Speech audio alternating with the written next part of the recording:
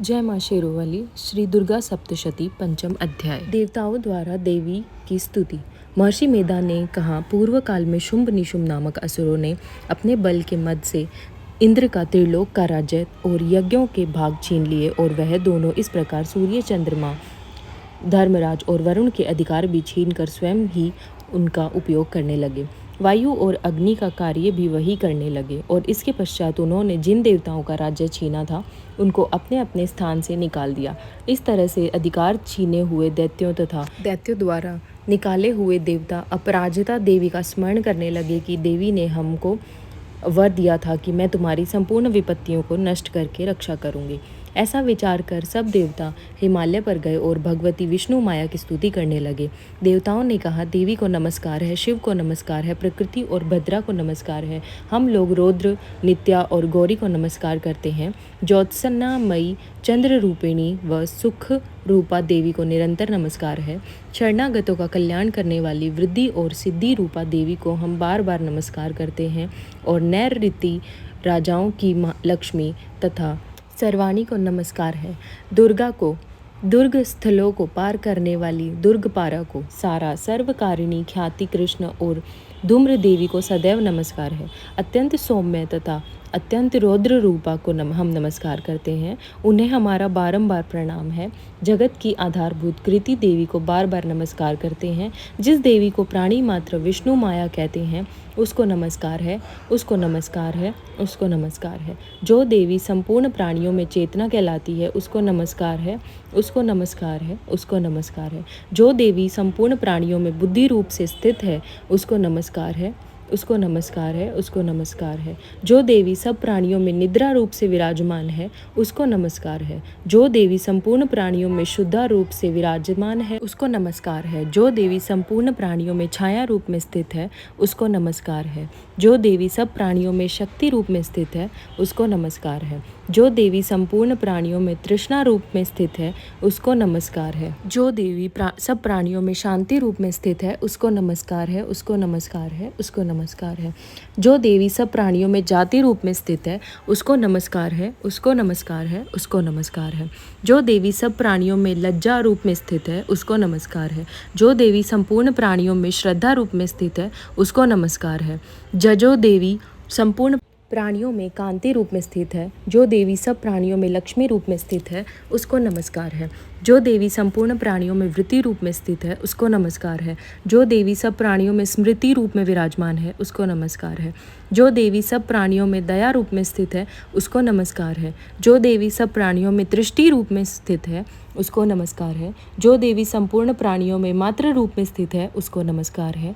जो देवी संपूर्ण प्राणियों में भ्रांति रूप में स्थित है उसको नमस्कार है। जो देवी संपूर्ण प्राणियों में नित्य व्याप्त रहती है उसको नमस्कार है। जो देवी चैतन्य रूप में इस संपूर्ण संसार को व्याप्त करके स्थित है उसको नमस्कार है।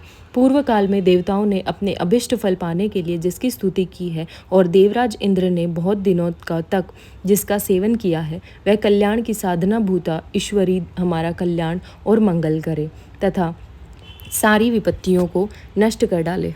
असुरों के सताए हुए हम संपूर्ण देवता उस परमेश्वरी को इस समय नमस्कार करते हैं तथा जो भक्ति पूर्वक स्मरण किए जाने पर तुरंत ही सब विपत्तियों को नष्ट कर देती है, वह जगदम्बा इस समय भी हमारा मंगल करके हमारी समस्त विपत्तियों को दूर करे। महर्षि मेधा ने कहा, हे राजन, इस प्रकार जब देवता स्तुति कर रहे थे उसी समय पार्वती देवी गंगा ने स्नान करने के लिए आई। तब उनके शरीर से प्रकट होकर शिवा देवी बोली, शुंभ दैत्य के द्वारा स्वर्ग से निकले हुए और निशुंभ से हारे हुए सब यह देवता मेरी स्तुति कर रहे हैं। पार्वती के शरीर से अंबिका निकली थी, इसलिए उसको संपूर्ण लोक में कौशिकी कहते हैं। कौशिकी के प्रकट होने के पश्चात पार्वती देवी के शरीर का रंग काला हो गया और वह हिमालय पर रहने वाली कालिका देवी के नाम से प्रसिद्ध हुई। फिर शुंभ निशुंभ के दूत चंड मुंड वहां आए और उन्होंने परम मनोहर रूप वाली अंबिका देवी को देखा। फिर वह शुंभ के पास जाकर बोले, महाराज, एक अत्यंत सुंदर स्त्री हिमालय को प्रकाशित कर रही है। वैसा रंग रूप आज तक हमने किसी स्त्री में नहीं देखा। हे असुरेश्वर, आप यह पता लगाइए कि वह कौन है और उसको ग्रहण कर लें। वह स्त्री स्त्रियों में रत्न है। वह अपनी कांति से 10 दिशाओं को प्रकाशित करती हुई वहाँ स्थित है। इसलिए आपका उसको देखना उचित है। हे प्रभु, तीनों लोकों के हाथी, घोड़े और मणि इत्यादि जितने रत्न हैं वह सब इस समय आपके घर में शोभायमान हैं। हाथियों में रत्न रूप ऐरावत हाथी और उच्चैश्रवा नामक घोड़ा तो आप इंद्र से ले आए हैं। हंसों द्वारा जूता हुआ विमान जो कि ब्रह्मा जी के पास था अब भी आपके पास है, और यह महापद नामक खजाना आपने कुबेर से छीना। समुद्र ने आपको सदा खिले हुए फूलों की किलंजल कीली नामक माला दी है। वरुण का कंचन की वर्षा करने वाला छत्र आपके पास है। रथों में श्रेष्ठ प्रजापति का रथ भी आपके पास ही है। हे दैत्येंद्र, मृत्यु से उत्क्रांतिका नामक शक्ति भी आपने छीन ली है, और वरुण का पाश भी आपके भ्राता निशुंभ के अधिकार में है, और जो अग्नि में न जल सकी ऐसे 2 वस्त्र भी अग्निदेव ने आपको दिए हैं। हे दैत्यराज, इस प्रकार सारी रत्न रूपी वस्तुएं आप संग्रह कर चुके हैं, तो फिर आप यह कल्याणकारी स्त्रियों से में रत्न रूप अनुपम स्त्री आप क्यों नहीं ग्रहण करते? महर्षि मेधा बोले, चंड मुंड का यह वचन सुनकर शुंभ ने विचार की सुग्रीव को अपना दूत बनाकर देवी के पास भेजा। प्रथम उसको सब कुछ समझा दिया और कहा कि वहाँ जाकर तुम उसको अच्छी तरह से समझाना और ऐसा उपाय करना जिससे वह प्रसन्न होकर तुम तुरंत मेरे पास चली आए। भली प्रकार समझा कर कहना। दूत सुग्रीव पर्वत के उस रमणीय भाग में पहुंचा जहां देवी रहती थी। दूत ने कहा, हे देवी, दैत्यों का राजा शुंभ जो इस समय तीनों लोकों का स्वामी है, मैं उसका दूत हूँ और यहाँ तुम्हारे पास आया हूँ। संपूर्ण देवता उसकी आज्ञा एक स्वर से मानते हैं। अब जो कुछ उसने कहला भेजा है वह सुनो। उसने कहा है, इस समय संपूर्ण त्रिलोकी मेरे वश में है। संपूर्ण यज्ञों के भाग को पृथक पृथक मैं ही लेता हूँ, और तीनों लोकों में जितने श्रेष्ठ रत्न हैं वह सब मेरे पास है। देवराज इंद्र का वाहन ऐरावत मेरे पास है जो मैंने छीन लिया है। उच्चैश्रवा नामक घोड़ा जो क्षीर सागर मंथन करने से प्रकट हुआ था उसे देवताओं ने मुझे समर्पित किया है। हे सुंदरी, इनके अतिरिक्त और भी जो रत्नभूषण पदार्थ देवताओं के पास थे वह सब मेरे पास हैं। हे देवी, मैं तुम्हें संसार की स्त्रियों में रत्न मानता हूँ, क्योंकि रत्नों का उपभोग करने वाला मैं ही हूँ। हे चंचल कटाओं वाली सुंदरी, अब यह मैं तुम पर छोड़ता हूँ कि तुम मेरे या मेरे भाई महापराक्रमी निशुंभ की सेवा में आ जाएं। यदि तुम मुझे वरेगी तो तुम्हें अतुल महान ऐश्वर्य की प्राप्ति होगी। अतः तुम अपनी बुद्धि से यह विचार कर मेरे पास चली आओ।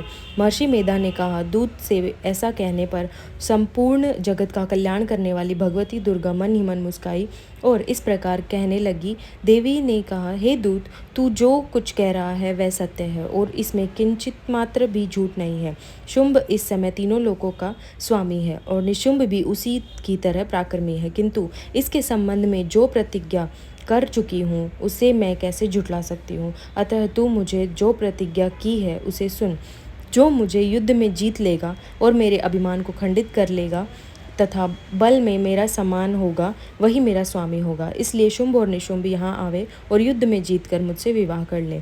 इसमें भला देर की क्या आवश्यकता है? दूत ने कहा, हे देवी, तुम अभिमान में भरी हुई हो, मेरे सामने तुम ऐसी बात न करो। इस त्रिलोकी में मुझे तो ऐसा कोई दिखाई नहीं देता जो कि शुंभ निशुंभ के सामने ठहर सके। हे देवी, जब अन्य देवताओं में से कोई शुंभ व निशुंभ के समान युद्ध में ठहर नहीं सकता तो तुम जैसी स्त्री उनके सामने रणभूमि में ठहर सकेगी। जिन शुंभ आदि असुरों के सामने इंद्र आदि देवता भी नहीं ठहर सके तो फिर तुम अकेली स्त्री उनके सामने कैसे ठहर सकोगी? अतः तुम मेरा कहना मानकर उनके पास चली जाओ, नहीं तो जब वह तुम्हें केश पकड़कर घसीटते हुए ले जाएंगे तो तुम्हारा गौरव नष्ट हो जाएगा। इसलिए मेरी बात मान लो। देवी ने कहा, जो कुछ तुमने कहा ठीक है। शुंभ निशुंभ बड़े बलवान है, लेकिन मैं क्या कर सकती हूँ, क्योंकि मैं बिना विचारे प्रतिज्ञा कर चुकी हूँ। इसलिए तुम जाओ और मैंने जो कुछ भी कहा है वह सब आदरपूर्वक सुरेंद्र से कह दो। इसके पश्चात जो वह उचित समझे।